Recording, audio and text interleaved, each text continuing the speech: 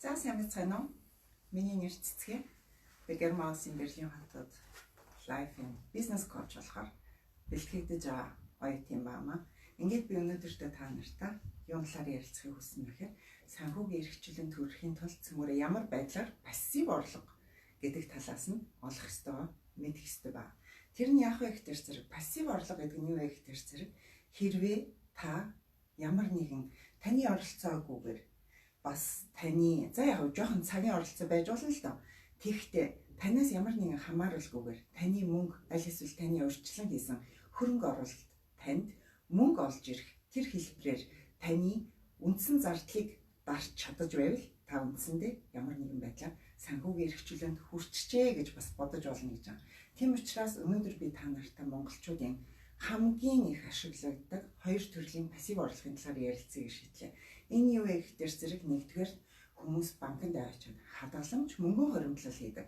Мөнгөн хоримтлал хийснээрээ ямарваа нэгэн хүүгийн орлого олдог. Энэ хүүгийн орлогыг олохын тулд хамгийн боломжтой нөхцөл нь болох дээр зэрэг хадгаламжийг хугацаатайгаар хийх тийм нөхцөл байна.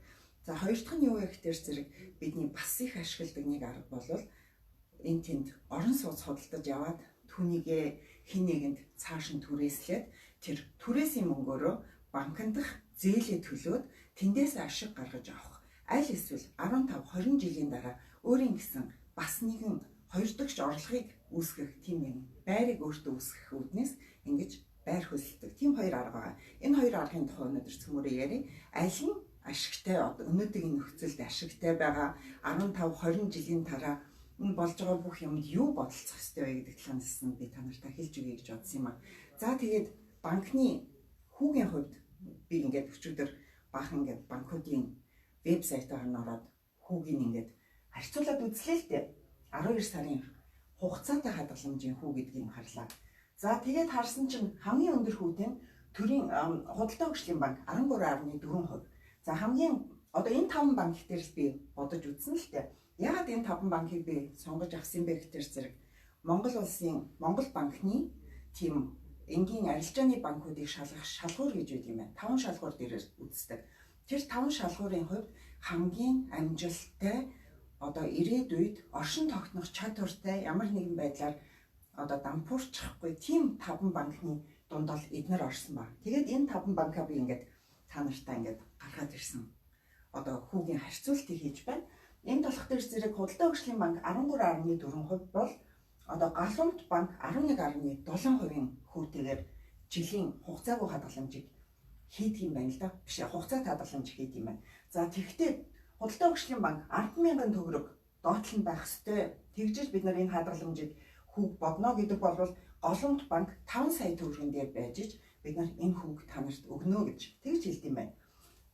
Тэгэхээр зэрэг хэрвээ та ямарваа нэгэн хадгаламж мөнгөн хуримтлалын зуршил өөртөө үүсгэх гээд тэгээд тэр банкаа сонгож авч амжаагүй байгаа бол иймэрхүү хүснэгт хийгээд өөртөө энэ хүснэгтээр ажиллаад аль банк нь надад нэгдүгээрт гараад очиод банк нь мөнгөө хийгээд эсвэл боломжтой вэ?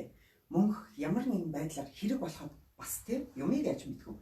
Авах боломжтой вэ? Дээр нэмээд аль нь хамгийн их боломжийн эрсдэл дах чадвартай банк вэ гэдэг гэх мэт байдлаас нь болж энэ банкуудыг сонгоорой. Сүүлийн үеийн мэдээлэлээс харах дээрс зэрэг Монгол банкны тэр жагсаалт дээр болох дээрс Хаан банк хамгийн нэгдүгээрт явж байгаа. Дээр нэмээд худалдаа хөгжлийн банк хоёрдугаарт явж байгаа. Тэр үднээс харахад бол энэ худалдаа хөгжлийн банк Хаан банк энтерт бол би хадгаламж хийх боломж юм байна гэж өөрийн хувьд үнсэн. Тэгвэл эцэст миний хэлж байгаа юм бүхэн та нар зөвхөн мэдлэг нэмэрлэх гэснээс биш би та нарт энэ банкнд очиороо энэ дээр шүү гэсэн тийм зөвлөмжийг бол өгöd байгаа юм биш шүү. Тэг эцэст мөнгө гэдэг бол тухайн хүний хувийн асуудал. Энэ тэр мөнгөний асуудал таних та ямар нэгэн банкн дээр очиод тухайн банкны хүнээс зөвлөгөө авлаа гэхэд тэр хүн тухайн банкаа төлөөлсөн тэр л зөвлөгөөг танд өгнө. Тухайн банкаа одоо танд тий сайн талаас нь харуулсан тэр зөвлөгөөг хэрвээ та өөрийн хүчээр ямар нэгэн байдлаар энэ бүх мэдээллийг олоод бүх банкнуудаа ингээд хооронд нь харьцуулж үзээд асуух асуултаа бэлэн бэлтчихэд очих юм бол та ямар ч банкны хүнтэй яг ийм нөхцөлд яагаад танах юм баа? Яг би ийм нөхцөлд буцааж мөнгө татахад яах вэ? Ингэсэн тохиолдолд би нэг жилдээ хүргэлгүй мөнгө буцаа авах тохиолдолд хэдэн хувиар хүү бодогдох вэ гэх мэт яг зорьсон асуултаа асуугаад ингээд одоо тэр хүнээс хүссэн хариулт авах боломжтой болж байгаа. Тэгснээрээ та хин нэгнээс хараад бус, хин нэгэн банкнаас хараад бус мэдлэгийн хувьд өөрийгөө өргөжүүлж өгснөөрөө санхүүгийн эрх чөлөөндөө хүрэх бас нэгэн том алхам болж байгаа юм шүү. Яг гэвэл санхүүгийн интеллигенц буюу санхүүгийн ноён нуруу гэдэг юмыг хүн өөрөө өөртөө суулгах хэрэгтэй. Тэгэхээр зэрэг та бүхэнд мэдлэгтэн тусал нэмэр гэсэн үгнээс би энийг хийж байгаа юм шүү. За тэгээд хоёрдугаарт би юу хэлэх гэсэн бэ гэхээр зэрэг гадаадад ажиллаж амьдардаг маш олон хүн байдаг. Тэр хүмүүс маань одоо Монголдо мөнгө хадгалаад тэр мөнгнөөс ямар нэгэн байдлаар хүүгийн орлого авахын сан эсвэл мөнгө өсгөхийн сан гэсэн бодолтой байдаг. Тэгтэл тэгээд доллараар хийх үү аль эсвэл мөнгөнд төгрөгөөрөө хийх үү гэдэг дээрээ бид нар шийдэл гаргаж чаддаггүй. Тийм үднээс би энд долларын бас хүүгийн орлого олох тийм хувьдыг энд бичсэн ба. Ингээд харах дээр зэрэг хамгийн багадаа хэлбэлцэж байгаа нь 11.75 гэхээр энд болохоор 6.7%. Хамгийн их хэлбэлцэл энэ төрийн банкн дээр 9% хэлбэлцэл байна. 6.7-оос 9% хэлбэлцэл. Яагаад энэ банкуд ийм их хэлбэлцэлтэй ямар нэгэн байдлаар хүүгийн орлого өгöd байгаа юм бэ гэдгийг бас бодож үзэхийн тулд та нар Монгол банк гэдэг бол бүх арилжааны банкуудыг хянаж байдаг. Тийм учраас Монгол банкны сүүлийн одоо тийм бий болох төр зэрэг 10 жил дээр навч харлаа л да. 10 жил дээр Монгол банкнаас гаргасан байдлаас харахад бол долларын хадгаламж ашигтай байсан байна уу? Төгрөгийн хадгаламж ашигтай байсан байна уу гэсэн тэр мэдээллийг би харьцуулж харахад бол ер нь бараг 50% тайван. Яагаад гэхээр зэрэг зарим жил нь доллар ашигтай байгаа мөрчлөө зарим жил нь төгрөг ашигтай болоо явцсан байна. Тэр нь юунаас болдог вэ гэхээр зэрэг долларын инфляц болон төгрөгийн инфляцийн уналт үнийн уналт дээр нэмээд энэ хоёрын хүүгийн зөрүү буюу ханшны зөрүүний уналт өсөлт гэдгээс хамаард юм байна. Тэгэхээр зэрэг үндсэндээ 10 жилээр нь харахад 5 жилд нь доллар ашигтай байсан бол 5 жилд нь төгрөг ашигтай байсан байна. Тэгэхээр зэрэг та өөртөө тэр сонголтыг хийх хэрэгтэй болж байгаа. Өөрөөр хэлбэл би энэ банкнд итгэж чадах уу? Энэ банкнд итгэлээ гэхэд би доллараар мөнгө аваачиж хийх үү? Аль эсвэл төгрөгөөр аваачиж хийх үү гэдэг чинь таны асуудал болж байгаа. Тэгээд энэ бүх асуудлыг ингээд бодож үзсний үндсэн дээр та нар аль банкнд мөнгө хадгалахыг гэдгийг шийдээрэй. Яадаг ч гэсэн манай бүх банкны хүүгийн орлогын татвар гэдэг юм бол одоогоор 10% байд юм байна. Тэгэхээр зэрэг хүүгийн орлогын татвар гэдэг нь 12 сарын дараа хэрвээ 12 сарын хугацаанд хадгаламж хийсэн тохиолдолд 12 сарын дараа бодогдож үзээд таны мөнгнөөс олсон орлогоос чинь 10%-ийг авч үлдээд тэгээд танд үлдсэн ашгийг жинхэнэ ашиг болгож өгдөг юм байна. Тэгэхээр зэрэг тэр бүхний бас бодолцож үзээд аль банкнд сонголт хийх вэ гэдэг тэр сонголтоо хийгээрэй. За дараагийн юм болох дээр зэрэг зүгээр л ингээд банкнд тийм мөнгө аваачиж өгчөөд амар тайван хүүгээ өсгөөд ингээд сууж байх уу? Аль эсвэл хэдхэн хураасан мөнгөөрөө тэр мөнгөөрөө банкнд урьдчилгаа болгож өгөөд орон сууц байр худалдаж авах уу гэдэг бас нэг хоёр дахь сонголт болж ирж байгаа. Тэр сонголтын хувьд болох дээр зэрэг та нарт юу ингээд анхаарах хэрэгтэй вэ гэдгийг хэлж өгье. Жишээлбэл магадгүй би өнөөдөр 2.5 сая төгрөгөөр метр квадратын 60 метр квадрат байрыг хаа нэгэн газар 150 саяар авахыг хүссэн байлаа гэж бодъё. 20% ямарваа нэгэн баталгаа шаарддаг. Өөрөөр хэлбэл та 30 сая төгрөгтэй байж энэ газар одоо ямар нэгэн банкн дээр очиж байр авах эрхтэй болж байгаа юм.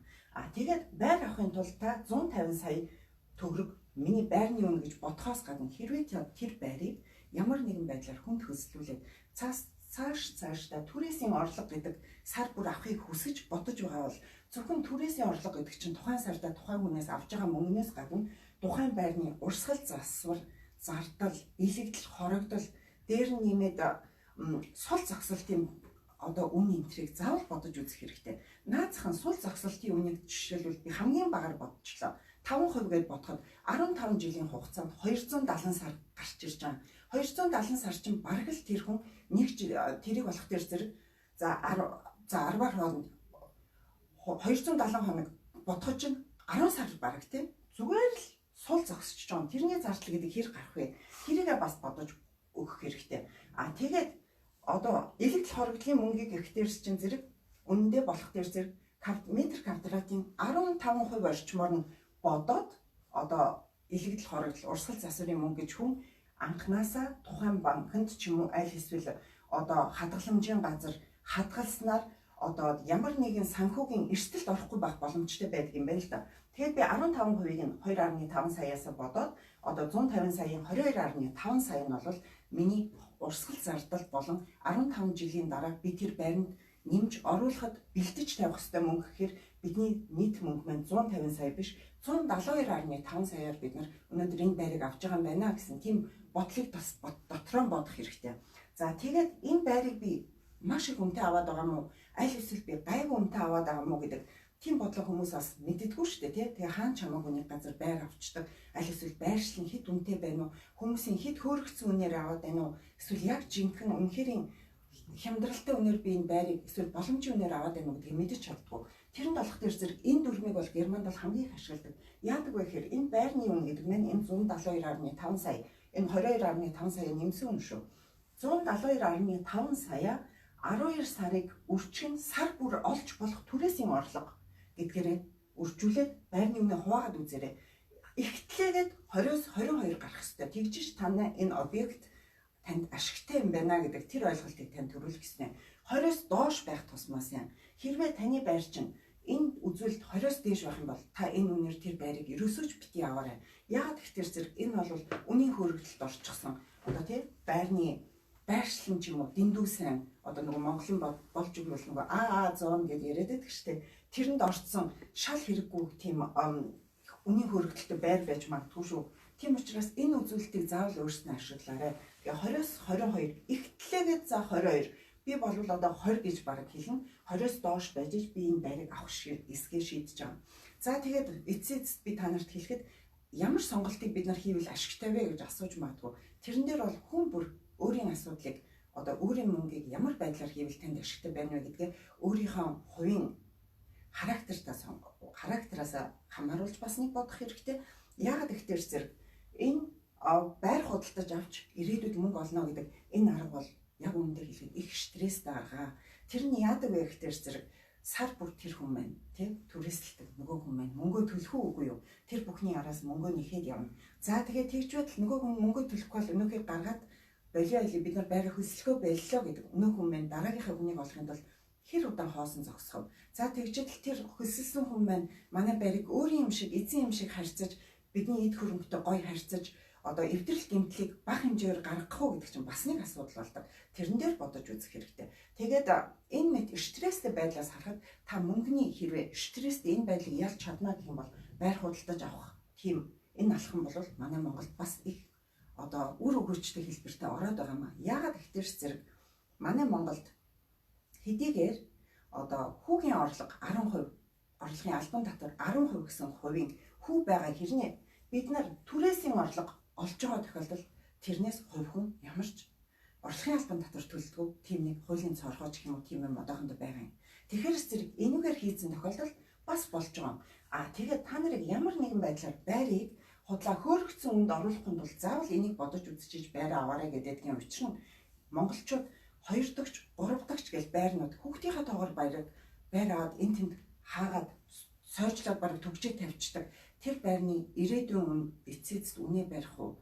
Тэгээд тэр байрны урсгал засвар, тэр байранд нэг ширхэгч түрээсийн орлого олохгүй байхад энэ одоо юм маань фактор маань гарч ирч чадах нь уу? Гэх мэт тэр бүгдийг бодож үзсний үндсэн дээр та нар байр авах уу аль эсвэл би мөнгөө зүгээр банкнд хадгалуулах уу гэдгийг шийдэх хэрэгтэй гэж бодож байгаа. Германд болох дээр зэрэг 2 дахь, 3 дахь байр авсан тохиолдолд тухайн хүн худалдаж авах нь аль эсвэл түүний ашиг олгож түрээсэлж мөнгө олох тийм хэлбэрээр авна уу? Тэр тохиолдолд 2 дахь, 3 дахь байрны одоо татвар гэдэг юмыг төлөхөөс гадна тухайн олж байгаа орлогоос заавал орлогын албан татвар гэдэг юмыг төлдөг.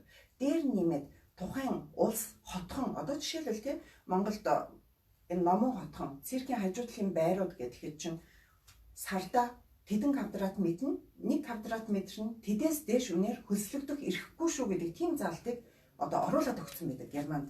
Тийм учраас ямар ч айлын одоо их мөнгөтэй хүн тэр байрыг аваад тэр байрыг ямарваа нэгэн байдлаар орон сууцны зах зээлээс гаргаж хин нэгэнд ашиг олох талаар чойжилж хаях биш заавал орон сууцны хүмүүст орон сууц байдлаар ашиглуулах ёстой гэсэн үүднээс тэр байрыгаа авчиж хүнд өгөх ёстой байдаг.